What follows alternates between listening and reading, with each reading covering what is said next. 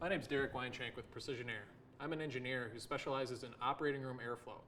There's a lot of blind trust when it comes to operating room airflow, from patients, nurses, and surgeons alike. Today I'm going into an OR to show you how it might not be as modern as it should be. Let's go take a look.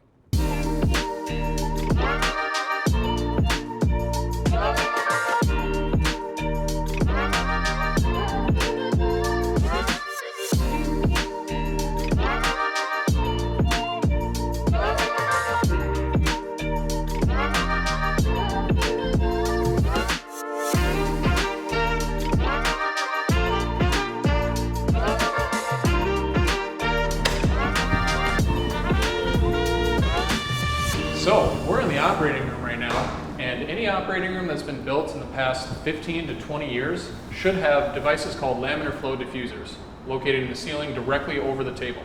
The goal of that is to provide air over the patient and the surgical team and keeping all the contaminants that are out in the perimeter of the room from getting to that patient. But if you look up at the ceiling, there is nothing there. Instead, what they have is these diffusers, and what they're meant to do is blow the air out in all directions and mix with the air that's in the room. They're really meant more for thermal comfort, keeping an office comfortable. Air coming in through those diffusers is mixing with all the air in the rest of the room and making it all contaminated. So even if the air coming in to this operating room was being filtered, it's immediately dirty and is providing absolutely no protection for that patient from any contaminants coming off of me, coming off of a surgeon at the table, or coming in when that door is opened. Right above the door, this is called a ball in the wall. Literally just a tube poking through the wall between the operating room and the hallway outside. And there's a ball in there that gets pushed to one end of the tube or another to tell you what room is higher pressure.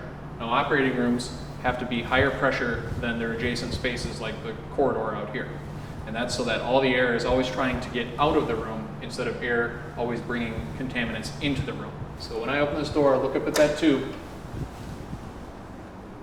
and now contaminants are flooding into this room. You need to have other active defense systems with airflow in order to keep that patient safe from any traffic coming in and out of this room. Another thing I see here is a return grill. Now what this is doing is it's taking air out of the room and bringing it back to the building. Most operating rooms built to code now should not have that in the ceiling, because what can happen is air can come out of this diffuser into the room and take a shortcut and go straight over to that return grill, so that it's not providing any protection to the patient or any thermal comfort to the room at all.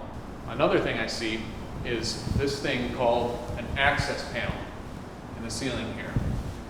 The only purpose of this is to provide access to this piece of medical equipment.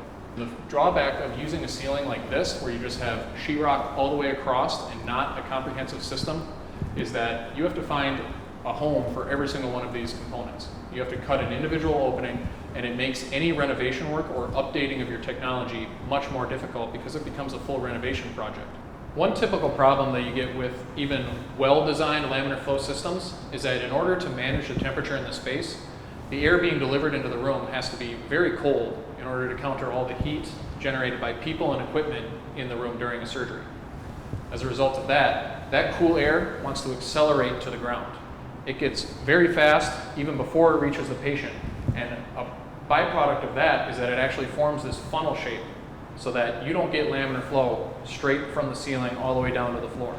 It actually forms a funnel shape that focuses that cold air on the patient, making them super cool while not providing any cooling effect to the surgeons.